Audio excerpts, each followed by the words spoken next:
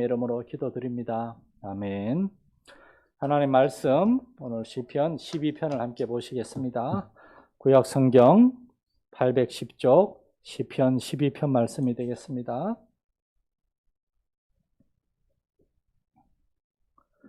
시편 12편 말씀 1절에서 8절까지인데 제가 여러분 앞에 봉독하도록 하겠습니다. 시편 12편 1절에서 8절입니다. 여호와여 도우소서. 경건한 자가 끊어지며 충실한 자들이 인생 중에 없어지나이다. 그들이 이웃에게 각기 거짓을 말하며 아첨하는 입술과 두 마음으로 말하는도다. 여호와께서 모든 아첨하는 입술과 자랑하는 혀를 끊으시리니 그들이 말하기를 우리의 혀가 이기리라. 우리 입술은 우리 것이니 우리를 주관할 자 누구리요 함이로다. 여호와의 말씀에 가련한 자들의 눌림과 궁핍한 자들의 탄식으로 말미암아 내가 이제 일어나 그를 그가 원하는 안전한 지대에 두리라 하시도다. 여호와의 말씀은 순결하며 흙 도가니에 7번 단련한 은 같도다. 여호와여 그들을 지키사 이 세대로부터 영원까지 보존하시리이다. 비열함이 인생 중에 높임을 받는 때에 악인들이 곳곳에서 날뛰는도다. 아멘. 각 가정에서 열심히 예배드리고 있는 줄 믿습니다. 오는 주일까지 8월 둘째 주일이죠. 8월 15일 주일까지 우리가 비대면으로 드리고 지금 어제 막 확진자가 많아서 좀 걱정이 되지만 그래도 하나님께서 도우실 줄로 믿고 8월 15일까지 비대면 드리고 그 이후에는 다시 모여서 예배 드리게 될 줄 믿고 일단 8월 15일 그 주에 상황을 보고 다시 연락을 드리도록 하겠습니다. 8월 15일까지는 각 가정에서 우리 예배에 참여해 주시기를 부탁을 드리겠습니다. 오늘날 세상에 대한 재미있는 표현이 한 가지 있습니다. 사실은 씁쓸한 표현이라고 할 수도 있겠습니다. 착한 사람이 바보가 되는 세상이라는 말입니다. 착하고 정직하고 성실한 사람들, 그들의 수고와 노력을 비웃기라도 하듯이 많은 사람들이 불법과 편법, 그리고 거짓말과 속임수로 살아가는 모습을 우리가 자주 볼 수 있습니다. 우리 성도들이 대부분 정말 시간을 보내고 있는 직장과 회사, 사업체에서 우리가 그러한 모습을 볼 때 정말 우리의 마음이 많이 아플 것이라 생각됩니다. 오늘 시편 12편 말씀은 이러한 세상의 현실은 비단 오늘날의 문제가 아니라 지금부터 약 3000년 전에 다윗이 살던 시대에도 동일했음을 우리에게 보여주고 있습니다. 1절 말씀에 보면 여호와여 도우소서. 경건한 자가 끊어지며 충실한 자들이 인생 중에 없어지나이다. 그리고 마지막 절 8절 말씀엔 비열함이 인생 중에 높임을 받는 때에 악인들이 곳곳에서 날뛰는도다. 이것이 다윗이 그 당시 세상을 보고 내린 판단입니다. 경건한 사람, 충실한 사람들은 점점 볼 수가 없고 비열하고 악한 사람들이 더 많아지고 있다는 것입니다. 우리가 지금 사는 세상도 그렇습니다. 정직하고 성실한 사람, 겸손하고 조용한 사람들은 무언가 좀 이렇게 사람들이 쉽게 보고 깔보고 함부로 대하는 그러한 세상입니다. 목소리 큰 사람들이 이긴다고 하는 세상. 자동차 접촉사고 나면 일단 소리부터 지르잖아요. 오늘 본문 시편 12편은 이러한 비열하고 악한 사람들, 불경건하고 정말 죄인들이 판을 치는 이러한 세상에서 우리 믿는 사람들은 어떻게 살아야 할 것인가에 대한 또한 중요한 메시지가 되겠습니다. 오늘 본문엔 표제가 있습니다. 다윗의 시 인도자를 따라 8번째 줄에 맞춘 노래라고. 이 8번째 줄에 맞춘 노래라는 표현은 시편 6편에도 동일하게 나오는 겁니다. 그때 제가 설교를 했지만 다윗 시대에 주로 사용되던 악기는 비파와 수금 같은 현악기들인데 줄이 8개입니다. 그 중에 8번 줄은 제일 낮은 줄입니다. 가장 저음을 내는 거. 그래서 이 노래는 인도자를 따라서 높은 음으로 밝고 신나게 부르는 게 아니라 낮은 음으로 좀 웅장하게 이렇게 무겁게 부르는 노래라는 겁니다. 시편 6편은 다윗이 어떤 질병으로 인해서 몸이 쇠약해져 있을 때 하나님 앞에 호소하는 탄원시고 오늘 보면 시편 12편은 정말 비열한 사람들, 악한 사람들, 죄인들이 판을 친다고 하는 이러한 세상을 살아가는 우리 성도들의 삶에 대한 역시 무거운 그러한 내용이라는 것을 짐작할 수가 있습니다. 오늘 본문은 한두 번만 읽어봐도 단순하고 명확하게 두 개의 부분으로 나눠진다는 것을 알 수가 있습니다. 1절부터 4절 그리고 8절은 하나님을 거역한 세상에 불의하고 답답하고 속상하는 현실에 대한 묘사와 탄식입니다. 그리고 5절에서 7절까지는 그럼에도 불구하고 하나님께서 이러한 세상을 감찰하시고 우리에게 약속의 말씀을 주시고 있다는 소망의 메시지입니다. 특별히 5절 말씀에 내가 이제 일어나 그런 표현이 있습니다. 하나님께서 내가 이제 일어날 것이다. 근데 그 구절을 영어 번역은 이렇게 되어 있습니다. Now I will arise. 이 arise란 말은 그냥 일어나다라고 할 때 보통 우리는 영어로 stand라고 합니다. stand up. 그런데 이 arise란 말은 그냥 일어선다는 게 아니라 무언가 상징적으로 예를 들어 왕이 보좌에서 일어났을 때 그건 무언가 전쟁을 선포하거나 엄청난 결단을 내릴 때 그때 스탠드가 아니라 arise라는 표현을 씁니다. 만백성이여 일어나라. 그러니까 그냥 자리에서 일어나라는 것이 아니라 억눌려 있고 풀이 죽어 있던 거기에서 일어나라는 겁니다. 하나님께서 그렇게 이제 내가 일어나서 무언가 큰 일을 행할 것이다. 5절은 그렇게 말씀하고 있습니다. 가련한 자들의 이러한 눌려있는 상황, 궁핍한 자들의 탄식 소리를 하나님이 다 듣고 계셨고 그들의 힘들고 수고로운 삶을 다 보고 계시다가 마침내 하나님이 이제 하나님의 때에 이제 내가 일어날 것이다라고 응답하시는 겁니다. 이러한 약속의 말씀들이 있습니다.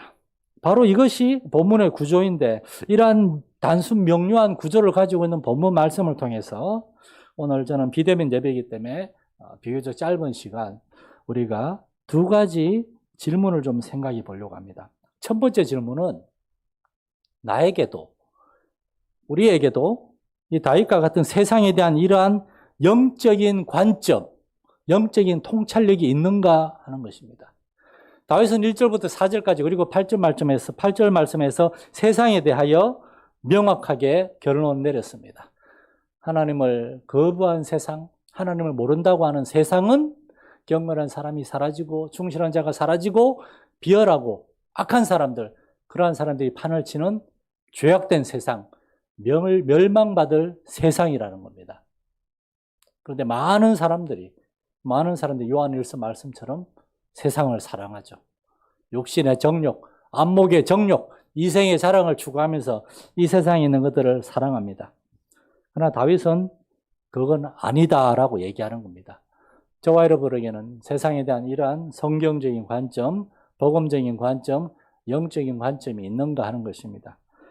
다윗이 내린 세상에 대한 올바른 관점은 첫 번째로 세상에는 경건하고 충실한 자들이 없다는 것입니다. 왜냐하면 모든 사람이 다 죄인이기 때문입니다. 사실 저와 여러분도 한때 그렇게 세상에 속해 있었습니다. 그리고 두렵고 떨리는 마음으로 여러분께 말씀드리는데 우리가 하나님을 믿는다고 하지만 아직도 하나님을 믿지 않는 세상의 불신자들과 똑같은 생각과 똑같은 가치관과 그들처럼 살고 싶은 유혹을 얼마나 자주 받습니까?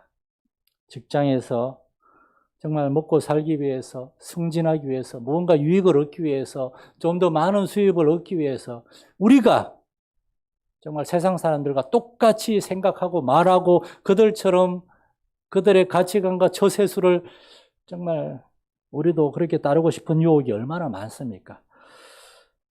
다윗은 1절에서 이렇게 얘기합니다. 경건한 자가 끊어지고 있다. 경건함이란 하나님과의 관계를 말하는 겁니다. 하나님을 알고 하나님 안에서 믿음으로 사는 사람들을 경건한 사람들이라 그러는데 그러한 사람들이 점점 줄어든다는 겁니다. 불신자들, 하나님을 믿는다고 말은 하는데 그들의 말과 그들의 행동, 삶의 모습에서 도무지 하나님과의 올바른 관계를 찾아볼 수가 없는 거예요. 주님의 날을 정말 거룩하게 지키기 위해서 예배에 열심되기 위해서 말씀을 사모하고 말씀을 듣고 순종하려고 하고 정말 때를 어떤지 모르든지 기도하려고 하는 그러한 하나님과의 관계에 있어서 경건한 모습들은 찾아보기 어렵고 이 세상과 세상 사람들이 추구하는 그러한 우상 숭배적인 삶의 방식을 따라 하려고 하는 사람들이 너무나 많다는 겁니다. 그리고 충실한 사람들도 없어지고 있다고 합니다. 충실하다라는 말은 믿을 수 있는 그런 뜻입니다. 다른 사람들과의 대인관계에서 믿을 수 있는 정직하고 진실한 마음과 태도를 가진 사람들이 점점 줄어든다는 겁니다. 당연하죠. 하나님과의 관계가 잘못되면은 다른 사람들과의 관계도 잘못되게 되어 있으니까. 경건함은 하나님과의 관계고 충실함은 다른 사람들과의 올바른 관계인데, 이런 모든 관계가 깨어지고 자기 자신만을 생각하고 이 세상만을 생각하는 그러한 생각들과 말들과 삶의 방식들, 이것이 바로 다윗이 보는 세상의 현실입니다. 이러한 표현들을 통해서 시편 12편은 다윗이 왕으로 있을 때가 아니라 그가 왕이 되기 전에 사울이 왕으로 있을 때의 이스라엘의 삶의 모습이 아닌가, 그런 생각을 해보게 됩니다. 사울은 자기 부하 다윗이 하나님과의 관계에서는 경건하고 왕인 사울 자신에 대한 누구보다도 충성스러운 신하임을 잘 알고 있습니다. 그럼에도 불구하고 그가 그렇게 뛰어나고 충성스러운 사람이기 때문에 자신과 자신의 아들들의 왕권을 위협할까 봐 다윗을 죽이려고 했습니다. 이러한 다윗 사울왕의 주위에는 경건하고 충실한 사람들이 가까이 할 수가 없는 겁니다. 그런 사람을 박해하고 죽이려드니까. 그래서 사울이 다스리던 이스라엘의 현실은 경건한 자가 끊어지고 충실한 자들이 없어지는 그러한 세상이었습니다. 오늘날 우리가 사는 세상도 사실은 크게 다르지 않습니다. 하나님을 믿는 것이 이 세상을 사는데 무슨 도움이 되는가라고 하는 이야기를 얼마나 자주 듣습니다. 교회 다니는 거 그거 뭐 쓸모 있나요? 기도한다고 무슨 효과가 있나요? 이렇게 말하는 사람들, 거짓말하고 아첨하고 자기를 높이는 사람들, 이것이 바로 다윗이 보고 있는 세상의 두 번째 관점입니다. 다윗이 얘기한 세 가지 표현, 거짓말과 아첨과 자랑하는 혀, 여기에 대해서 간략히 말씀드리면, 거짓말은 다윗의 시대는 물론이요, 특별히 오늘날의 시대에 더 각광을 받는 처세술입니다. 사람들은 눈도 깜짝하지 않고 거짓말을 합니다. 자기 자신의 이익을 위해서 학교에서, 회사에서, 심지어 가족들 사이에도, 부부 사이에도 거짓을 말합니다. 하나님은 10계명의 제9계명에서 명백하게 내 이웃에 대하여 거짓 증거하지 말라, 거짓말하지 말라고 분명히 말씀하였습니다. 레위기 19장 11절에서도 너희는 도둑질하지 말고 속이지 말고 서로 거짓말하지 말라 명령하셨는데, 우리는 너무나 쉽게 거짓말합니다. 정말 놀라운 것은 거짓말하고도 아무렇지도 않다는 겁니다. 거짓말하는 목적은 분명한 목적이 있습니다. 자기의 유익을 구하고 무언가 자기의 불리한 상황을 이렇게 모면하기 위해서, 다시 말해서 자기 자신을 위해서. 그래서 거짓말하는 사람들은 또한 아첨하는 사람들입니다. 아첨이란 자기 유익을 위해서 다른 사람들의 마음을 얻기 위해 거짓말하고 그들이 듣기 좋은 말하는 그걸 아첨이라고 그럽니다. 칭찬하는 거하고 아첨하는 건 다릅니다. 우리는 다른 성도들을 칭찬하고 그들 높여줘야 돼요. 그렇지만 아첨해서는 안 됩니다. 아첨이란 자기 유익을 위해서 사실을 말하지 않는 겁니다. 오늘날 직장에서 자리 보존하고 성진을 하려면 아첨의 대가가 되어야 한다 그럽니다. 이빠른 말의 정확한 표현이 뭔지 제가 살펴보질 않았는데, 정말 정확한 표현을 있는 것들을 얘기하면 안 된다는 거예요. 두리뭉실하게 듣기 좋게 포장하고 절대 부정적인 얘기하지 않고, 세상은 이렇게 아첨하는 입술이 인정을 받고 있습니다. 자랑하는 혀는 거짓말과 아첨하는 말들, 그들의 궁극적인 목적입니다. 자기 자신을 자랑하고 높이고 자기 자신을 보호하고 자기 자신을 숭배하기 위한 것. 나아가서 사람들은 이러한 자기들의 잘못을 전혀 깨닫지도 못하고 오히려 큰 소리를 치는데, 4절 말씀에 그들이 말하기를, 그러니까 거짓말하고 아첨하고 자랑하는 사람들이 말하기를 우리의 혀가 이기리라, 우리 입술은 우리 것이니 우리를 주관할 줄 누구리요? 그렇게 말한다는 겁니다. 이 구절을 쉬운 성경으로 읽어드리면, 그들은 우리 입으로 우리가 말하는데, 우리 혀로 우리가 말하는데 누가 나를 막는단 말인가? 라고 얘기한다는 것입니다. 이것이 바로 오늘날 세상에 대한 바울의 판단이요 관점입니다. 하나님과의 관계를 올바로 추구하는 경건한 사람들과 하나님을 믿는 신앙에 기초하여 다른 사람들에 대해 정직함과 진실함을 추구하는 충실한 사람들이 점점 사라지고, 그 반대로 거짓말하고 아첨하고 자기 자신을 포장하고 높이고 이러한 사람들, 8절 말씀에 하면은 비열한 사람들, 악인들이 판을 치고 있다는 겁니다. 오늘날도 그렇습니다. 이것이 바로 세상에 대한 성경의 판단입니다. 한 50년쯤 전에 우리 모든 성도들이 잘 알고 계시는 영국의 마틴 로이드 존스 목사님이, 그분이 나이가 이제 70세가 돼서 은퇴하실 때 한 기독교 잡지에서 마지막 인터뷰를 할 때, 그 인터뷰가 마칠 때쯤 질문자가 예수 그리스도에 관해서 진지하게 생각하지 않는 세상 사람들을 위해서 한 말씀 부탁드립니다 라고 했을 때 마틴 로이드 존스 목사님은 이렇게 대답했습니다. 제가 할 말은 이것뿐입니다. 장차 올 진노에서 피하시기 바랍니다. 이를 위해 반드시 주 예수 그리스도를 믿으십시오. 제가 할 말은 이것밖에 없습니다. 여러분, 우리가 살고 있는 세상이 이런 세상입니다.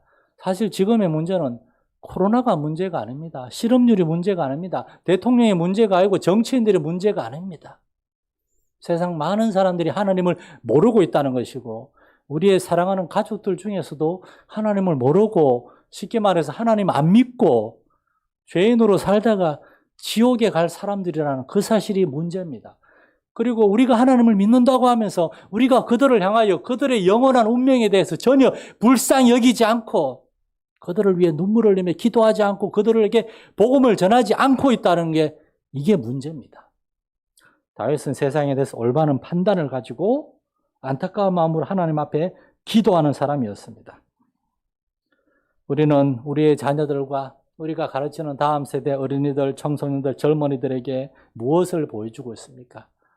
이 세상은 장차 하나님이 결국에 다시 오셔서 주 예수 그리스도의 재림을 통하여 심판하시고 멸망하시고 새롭게 창조하실 그러한 장차 다 올 하나님의 진노 아래 있는 세상이란 그러한 관점을 가지고 세상을 사랑하고 세상과 짝하고 세상의 보물들을 추구하려고 하는 그러한 마음가짐과 그러한 삶의 모습으로 살아가는 불신자들, 우리도 그들하고 똑같이 살아가는 모습을 우리의 자녀들과 다음 세대에 보여줄 것입니까? 우린 그들에게 어떤 것들을 가르치고 있습니까? 우리의 말보다도 우리의 삶의 모습이 중요합니다. 주님의 날 하나님 앞에 예배드리러 가야 될 시간에 예배 시간 다 되도록 갈까 말까 고민하는 모습, 그러한 모습을 우리의 자녀들이 보고 뭐라 그러겠습니까? 우리 엄마 아빠는 정말 하나님 믿는 사람들인가? 일주일 내내, 1년 내내 매일같이 성경 읽는 모습은 볼 수가 없고, 하나님 앞에 따로 시간을 내어 기도하는 모습을 볼 수도 없고, 그렇다고 기도에 가는 모습도 볼 수가 없고, 말로는 하나님을 믿는다고 하는데 말씀과 기도와 예배에 대한 가장 기본적인 경건의 습관과 헌신과 열정도 보이지 않는다면 우리의 자녀들과 젊은이들이 우리 보고 정말 하나님 믿는 건가 그렇게 생각하지 않겠습니까? 우리의 자녀들에게, 우리의 다음 세대들 앞에서 우리가 하나님과의 관계에 있어서 경건한 마음, 경건한 습관, 그리고 하나님을 믿는 사람들로서, 하나님 믿는 사람으로서 다른 사람들과의 관계에 있어서 정직하고 진실하고 충실한 모습을 보여주는 그러한 우리 성도들 될 수 있기를 간절히 축원합니다. 두 번째로 우리가 던져야 될 질문은, 나는 그러므로 나를 감찰하시는 하나님, 나에게 말씀하시는 하나님을 언제나 기억하고 있는가 하는 것입니다. 1절부터 4절 말씀과 8절 말씀에 보면 다윗이 하나님 앞에 호소하고 괴로워하고 있습니다. 세상이 이 모양 이 꼴입니다. 하나님 어떻게 하리이까? 그리고 나서 다윗은 5절에서 7절 사이에서 하나님이 계심을 나는 믿습니다. 나는 하나님이 계심을 알고 하나님의 말씀을 기억하고 있습니다. 하나님에 대해 얘기합니다. 이 세 절의 말씀에서 다윗은 반복해서 여호와의 말씀과 또한 여호와께서 그들을 지키실 것이라고, 우리를 지키실 것이라고 강조하고 있습니다. 비록 비열함이 높임 인정받고 악인들이 판치는 세상이라지만 우리가 늘 기억하고 의지해야 될 중요한 사실이 있다는 겁니다. 우리는 하나님을 믿는 사람이고 하나님은 우리와 함께 하시 우리에게 말씀하시는 하나님이라는 겁니다. 다윗이 첫 번째로 언급하는 것은 하나님의 말씀입니다. 여호와의 말씀.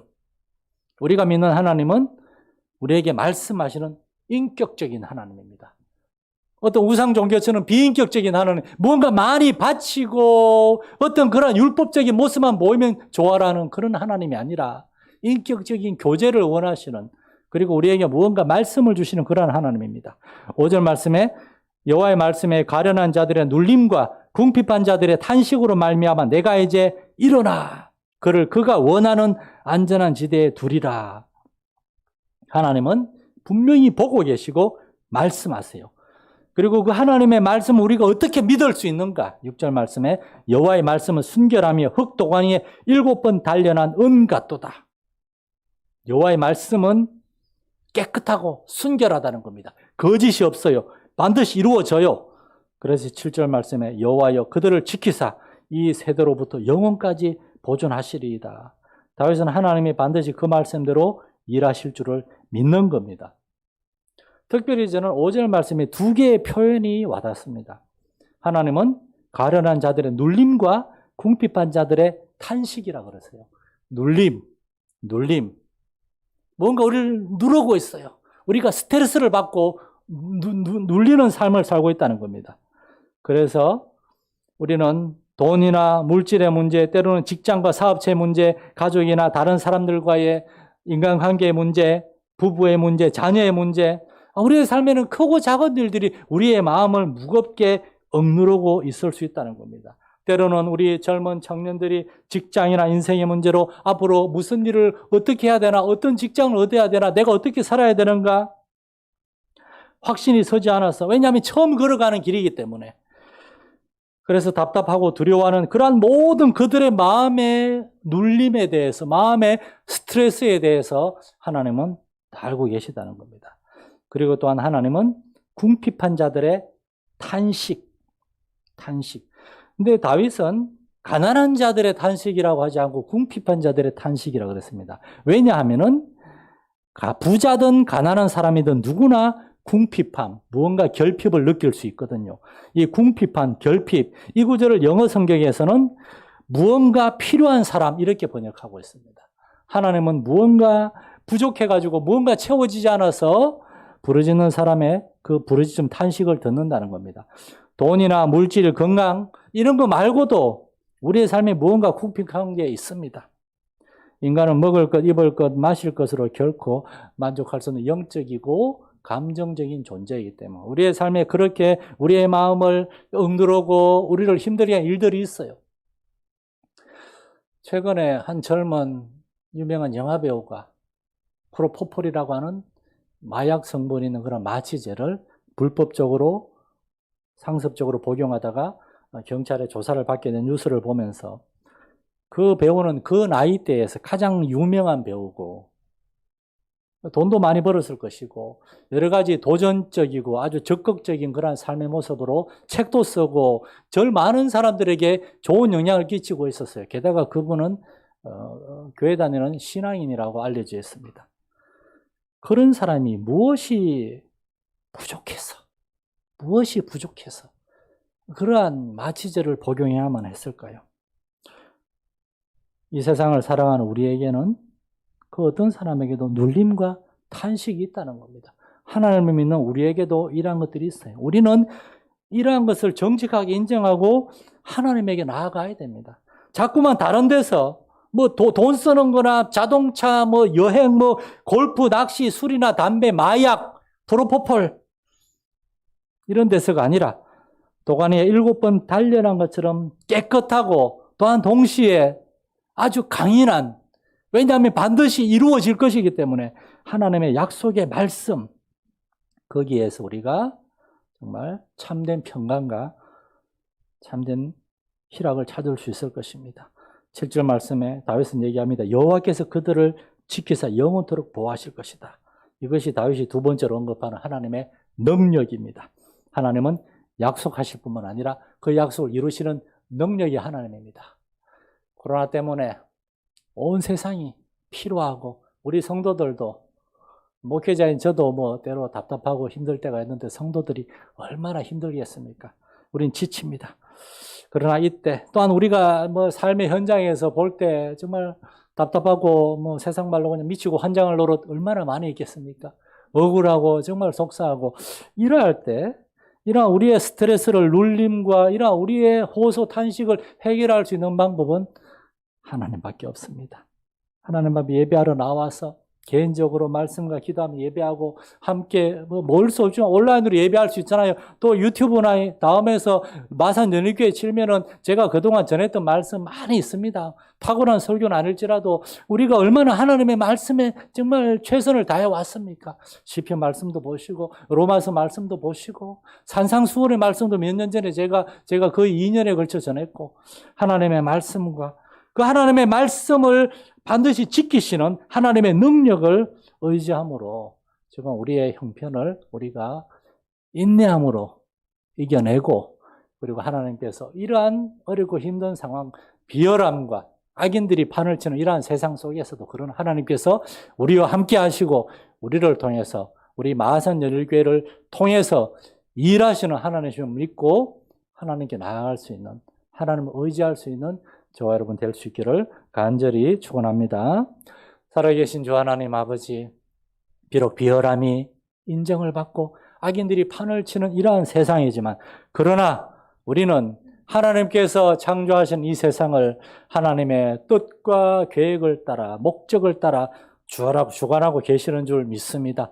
그 안에서 하나님은 하나님께 기도하고 부르짖는 사람들의 눌림과 탄식을 외면하지 않으시고 들으시는 줄 믿습니다. 우리의 마음에 평강을 주시고 우리의 삶을 정말 삶에 간섭하셔서 일하여 주실 것이며 우리 마산연인교회 우리 성도들의 기도를 들으시고 하나님이 지켜주실 것이고 복 주실 것이고 반드시 회복시켜 주실 줄 믿습니다. 하나님의 약속의 말씀과 하나님의 능력을 신뢰하고 예배하고 기도하는 성도들, 응답받는 성도들 되게 하여 주옵소서. 우리 주 예수님의 이름으로 기도드립니다. 아멘. 하늘에 계신 우리 아버지, 아버지의 이름을 거룩하게 하시며 아버지의 나라가 오게 하시며 아버지의 뜻이 하늘에서와 같이 땅에서도 이루어지게 하소서. 오늘 우리에게 일용할 양식을 주시고 우리가 우리에게 잘못한 사람을 용서하여 준 것 같이 우리 죄를 용서하여 주시고 우리를 시험에 빠지지 않게 하시고 악에서 구하소서. 나라와 권능과 영광이 영원히 아버지의 것입니다. 아멘.